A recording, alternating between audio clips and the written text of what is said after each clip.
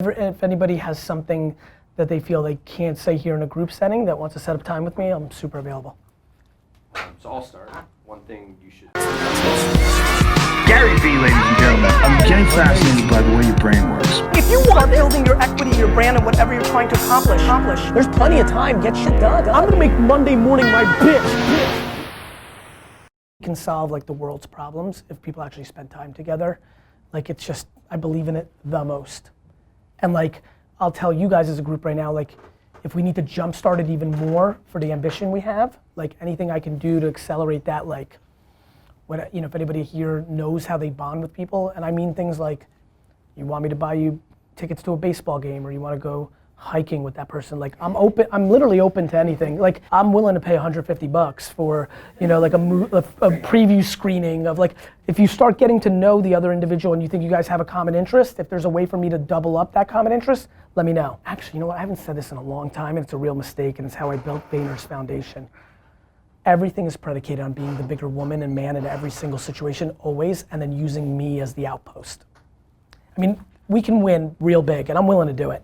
And now I have Claude too, fuck, I can really do it. Like, literally trying to get into a place where you're the bigger person in every situation, and then having a place where you can take that poison out, because you want to get it out, you gotta eat it, is how we built Vayner originally. For real. That's how I got the right foundation at first. Like, just getting everybody religious about, I will be the bigger person. Like, I disagree, but I'll be the one that bends right now, but then I'm gonna go punch Gary in the face, or Kelly, or AJ. Now it's, and Claude this is a real thing. So, that's another thing just to think about, because that's exactly what I'm going to say to them as well. I mean, it's insane. There is no separate. There should be no separate. I understand physically even how big this division is, leadership. Like it makes sense, but it's going to be a constant pressure on everybody from me in a real way, starting very, very soon, to not let that happen. And so I'm glad. And I think we had those conversations in summer, you know, one-on-one things of that nature that allowed some movement, I think, in the fourth quarter as a preview to it. And I'm sure some pockets are good and some pockets are probably exactly the same, and that's okay. It just won't be able to be exactly the same bad very long. With the passion for Facebook commercial, right? Yes. Is that, you know, one thing I see that we lose money on is not accurately scoping full deliverables in the beginning. Yes. So like, do you see the secondary version that's on YouTube and other ones? Just like, what I'm trying to get to is when we first get these scopes, it's just worried about Facebook, and then later I make YouTube and all these other ones, and those deliverables are not charging for all the time. So I want to empower the account team to clarify everything I'm making, so it's not. I think you know, there'll be a meeting probably within 2 or 3 weeks where some of these secondary details are going to start getting addressed. So I think it's a really good time for everybody here to gather their thoughts, have a meeting with these three, so that when they come to that meeting, they're very prepared. And like, for example, I need to hear other things from account and strategy and creative right now, but I'm super excited about approving that as the standard way we do things, and that's how it'll happen. In a world where this company has no financial pressure, it is insane that we let the flaws of human behavior cause friction. I mean, this should be the happiest place on earth. The financial pressure is taken out of the equation. So like, now you're just letting people's pride and ego and personalities create friction. If we are truly down to word, if a word or number or a slide can cause a flare up of any nature, a disconnect, an argument, an issue, humans are bad. And amazing. They're bad in the micro and they're amazing in the macro. We're amazing, we're still here, we're cruising. Like, we could have been eliminated a long time ago. Everybody's so sad and scared about kids on phones, and they're thinking about the micro. The macro is refined. We just have to do a better job. This is gonna be a big year of really solidifying this thing, where I'm gonna go back into the micro, which will fix it.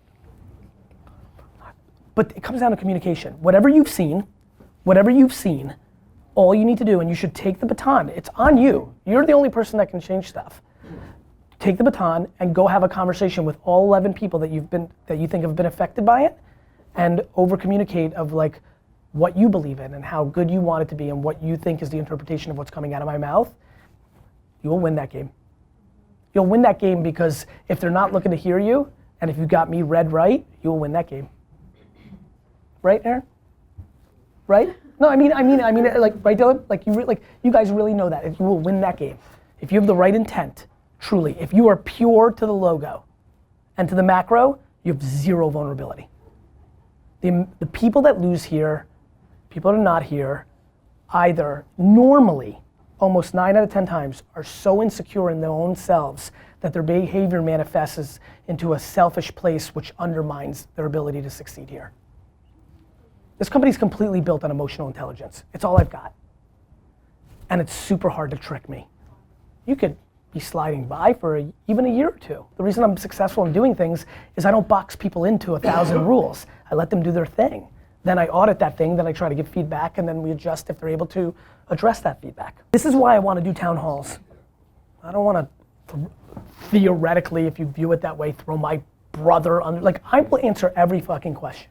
We won't ask every question because people are gonna be scared to ask the hardest of hardest questions, but we will be in an unbelievable place as an organization in 2 years because I think our town halls are gonna change our culture in the best way possible. There's nothing bad going on. Like, it's like so great. Like, I don't know what else to say, it's so great. Like, there's just, people are gonna have a really tough time, I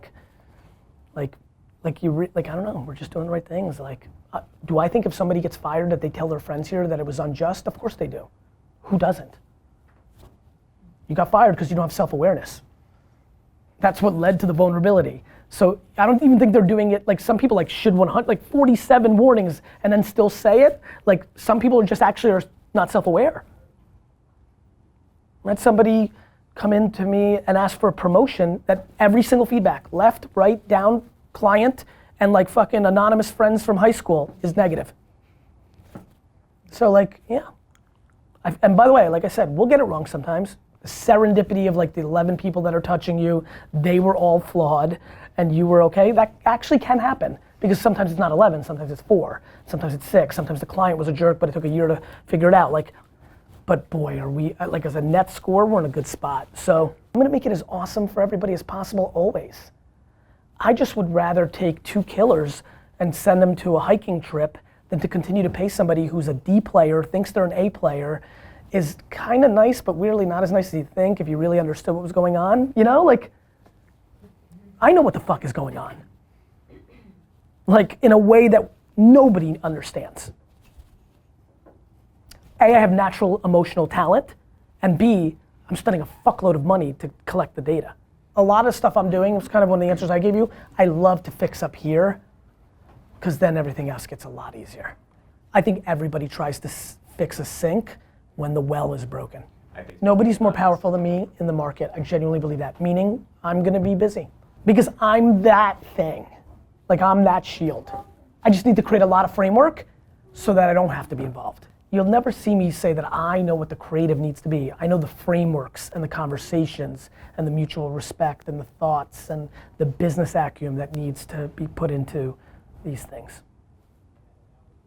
But let's not, like, everybody has their gripes. Like, and I want to make sure we curtail ours, and I think they're appropriate. Just think they're appropriate on the other side too. Got a lot of work to do. But it's good work. Again, all the ingredients are there now. We're close. And I'm gonna have these conversations. Some of you have been here a long time. I've spent no time with you on it. Like, it's gonna be good. Like, I know what happens next. I've seen this rodeo before. I'm very, very, very confident. And the speed in which the human vulnerabilities kick out of the system when I get this deep is very quickly. Like, I walk out of rooms like this sometimes and like, fire John. You know what I mean? It's gonna be like, and by the way, like, I'll be careful. I don't make that, it's not that extreme, but it's gonna be good. I'm curious to know what makes a good storyteller. Like, just in your whatever. Just, the person, I actually have a real belief in this. Yeah. The person that has the least ego. Yeah. That's like genuinely my belief. Okay. The person that actually cares about the person on the other side of it way more than they care about themselves. Mm-hmm. And we have a whole industry of people that care about themselves. Yeah. A lot of world. The whole world. It's why it's why I'm good at what I do for a living. It doesn't matter what I think. It matters what the other person thinks, and that trumps anything that I think. And then all my behavior and work goes into trying to figure that out. Humility makes a good storyteller. Yeah. It's a hard thing to do. The hardest, which is why it's hard. If everybody was such a good storyteller, you'd all be making $1 trillion movies and living on a boat. Like you know what I mean? Like that's like, you know? Right. It's like, you know, like, it's why I love the internet so much.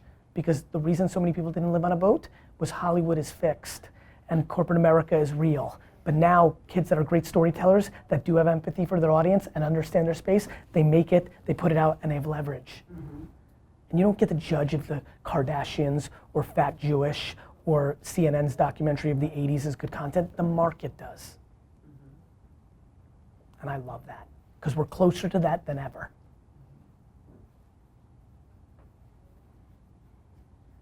So that's what I think makes a good storyteller.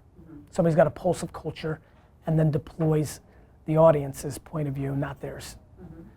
Everything I think about, I take like my eyes out and I put my audience's eyes in. That's why I read all my comments. That's why I only have time for that. Because that allows me to get the qualitative feedback to understand where I need to take things. How do you get everyone else to think that way? 'Cause I agree I'm sorry, with you. brother? How do you get everyone else to think that way? 'Cause I agree with you. Dictatorship. Think about your audience. Dictatorship. Yeah, okay. I'm just gonna do it. Well, Like, I mean, how can we contribute to that? I guess my you question. take the baton that I've just given you and you try to do as much with it as you can. You take what you believe here, you take the belief and you start reenacting it, parroting it in rooms. The people that have done well at Vayner that have been here for 5 years, a lot of it still sounds like, but Gary says, and it's kind of cheeky and feels weird, but like that's how they got trained. That's what it became. And it's not about like, I wish they could say VaynerMedia. It's just what they're used to saying because we were so small, you know? But like, and the ones that didn't care about the vision. They just thought it was because they've been here. Or it's about the work, you know? But the work starts with treating each other well. Honey empire, not empire of honey. It's a big thing for me. Because it makes everything go faster. Once you like each other, like the debates take on a different tone. I love debating. It's really nice when you actually like each other. And the way to get people to respect each other is to be good at filtering skills. Because we had a lot of that problem. There's people that actually liked each other, but they didn't respect the other person because they actually figured it out and they were right. And that became a vulnerability, and I think that's why we're seeing some of the changes we're having. Do you know how fun it is when you're the real deal? Do you know how fun it is to be able to back up me telling you that I'm actually putting in the work and know everything that's going on? I say that to like let you know. I'm in my shit. Like everybody's very confused about this Garyvee thing. It's easy. I don't do anything. It just follows me around. They take the quotes and they make pictures. Like I am the CEO of this company and I work 18 hours a day. So like, you know, I'll reply and say, we're not gonna get this through. GP did this, I told them, we're in a good place, let's get this done. And then you'll feel good. You just have to communicate in this company and not to your friend who has the same issues as you. Like I always say, I'm like, you know who listens to your complaining? Your other loser friend. So like, it's really good. It's all time good. We didn't get here by accident. A lot of you have been around the industry for a long time. This is the single great success story of social shop. Now we're digital, but like this is it. We won. We did it. It was us. We are the AKQA, the razorfish of our generation. We won. Like if you care about ad stuff, but we're not even started. You know, and it happens because it's good. It just takes people a long time to. People are cynical. It's hard to work in a company. I get it, but like, I don't know what else besides a ridiculous open door policy you can do. Then you bring in Claude. I'm doing everything I can. Doing everything I can. But if you're wired to be cynical or try to make it bad, that's what's going to happen. You're in charge. You know? So feel free along the way. Thrilled to answer you. You can start with, because I get a lot of email, like hashtag we're making a commercial, a TV commercial. Then I'll see it, and this way I can filter. So let's do a little lingo amongst us for now, for next 6 to 8 weeks while we get this completely organized. The people that like me the most, like in this company, are my assistants and D-Rock, because they see it. They know all the truths, you know? And I really want to eliminate 10 to 30% cynicism in our company this year. It just blows my mind that somebody that I would spend 4 meetings with, and Claude would spend 4 meetings with, and they would spend 3 meetings with Jason, like a leader like that, and then they're gonna believe a Glassdoor review to make their decision of what they think about the company. Like, they're really wild. You know, the whole fake news thing and all that, like, I know that's true. Humans are weak, like, at this. They, like, want to, unfortunately, so many humans are wired to want, like, we're taught by their parents to not trust and look at the wrong stuff and, like, think the wrong thing's happening. I'm living it every day. We have way more people in this company, a good company that's flourishing, that are cynical than are blindly optimistic. And we have a cultish type leader. You know?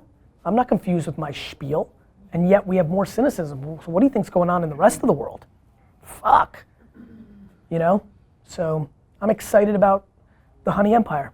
I want to do this for myself, and I want to do it for my legacy. I dream that there's a 3-year-old girl right now who's going to build the biggest company in the world. She's going to build it the way I'm building this, because I proved that you can build a fucking monster company like this.